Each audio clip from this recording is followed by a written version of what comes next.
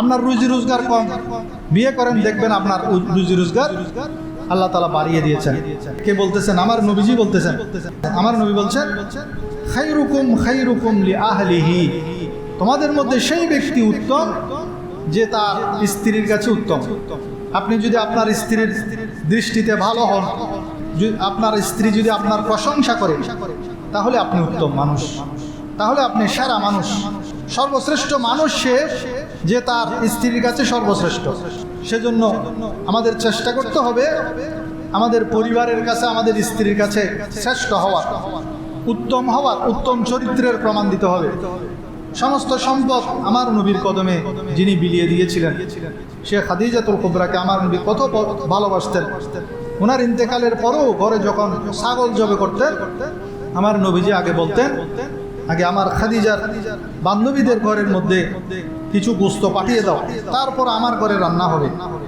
সমস্ত পয়গাম্বরদের সুন্নত হলো বিয়ে করা, স্ত্রীকে ভালোবাসতে হবে। এটা সমস্ত আম্বিয়া কেরামের সুন্নত, স্ত্রীকে ভালোবাসা। শুধু বিয়ে করে দায়িত্ব শেষ না, বিয়ের পরে স্ত্রীকে পরিপূর্ণ ভালোবাসা দিয়া, এটাও সুন্নত। হযরত আব্দুল্লাহ ইবনে আব্বাস রাদিয়াল্লাহু তাআলা আনহু বলেন, তোমাদের মধ্যে যে ব্যক্তি ইবাদতকারী, তার ইবাদত ততক্ষণ পর্যন্ত পূর্ণতা লাভ করবে না যতক্ষণ না সে বিয়ে করে। আপনার কাছে সামর্থ্য আছে, টাকা পয়সা আছে, ভালো জব করছেন, ব্যবসা করছেন, যৌবন শক্তিও আছে, কিন্তু আপনি বিয়ে করছেন না। বিয়ে না করে আপনি ডেটিং করেন, পরকীয়া করেন, জেনার মধ্যে লিপ্ত হন, তো ইমাম তাইমিয়া রাহমাতুল্লাহ আলাইহি বলেন, সে যদি গুনাহে লিপ্ত হওয়ার আশঙ্কা থাকে, তখন তার জন্য বিয়ে করা তো ফরজ এবং নফল ইবাদত, নফল হজের চাইতে উত্তম। সবাই বলেন সুবহানাল্লাহ। আমাদের নবীজি বিয়ে করাটাকে সহজ করেছেন। ইমাম আবু হানিফা রাহমাতুল্লাহ আলাইহির মতে তো 10 দিরহাম সর্বনিম্ন মহর, যেটা বর্তমান বাজার মূল্য 5000 টাকা। ইমাম শাফি রহমতুল্লাহ আলাইহি মাত্র 3 দিরহাম করেছেন, ইমাম শাফি রহমতুল্লাহ। আর ইমাম মালিক রহমতুল্লাহ আলাইহি বলেছেন, যদি একটা লোহার আংটিও থাকে, সেটা দিয়েও আপনি কি করতে পারবেন? মহারানা দিয়ে বিয়ে করতে পারবেন। তো ইসলাম আমাদেরকে বিয়ে শাদী করাকে সহজ করেছেন, কারণ এই বিয়ের মধ্যে ধন সম্পদ আছে, প্রাচুর্যতা আছে, বরকত আছে। কিন্তু আমাদের সমাজ আমাদের এই বিয়েটাকে কঠিন করে ফেলেছেন। মহারানার জাতা পৃষ্ঠে আমাদের যুব সমাজকে ধ্বংস করে দিচ্ছে।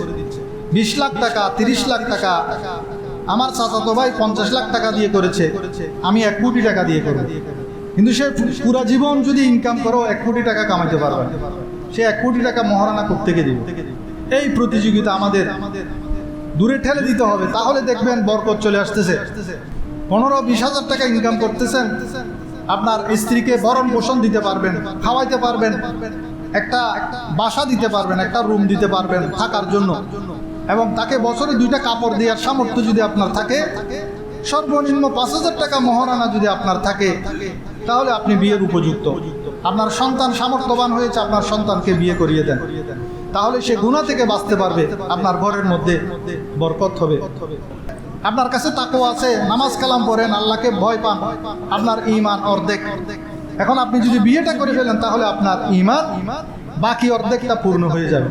গুনাহ থেকে বাঁচার জন্য যে বিয়ে করার জন্য নিয়ত করেছে, আল্লাহ রাব্বুল আলামিন, আমার নবীজি গ্যারান্টি দিচ্ছেন, আল্লাহ রাব্বুল আলামিন তাকে সাহায্য করবেন। সবাই বলুন সুবহানাল্লাহ। পুরা দুনিয়াকে আমার নবী সম্পদে ভরপুর বলেছেন, আর সর্বশ্রেষ্ঠ সম্পদ বলেছেন নেককার স্ত্রীকে। আপনার কাছে পুরো দুনিয়া সমান সম্পদ আছে, কিন্তু আপনার স্ত্রী যদি নেককার না হয়, সে যদি গুনাহগার হয়, তখন আপনার আর শান্তি নেই। সেজন্য আমার নবী দুনিয়ার মধ্যে যত সম্পদ আছে, সমস্ত সম্পদের মধ্যে সর্বশ্রেষ্ঠ সম্পদ বলেছেন নেককার স্ত্রী।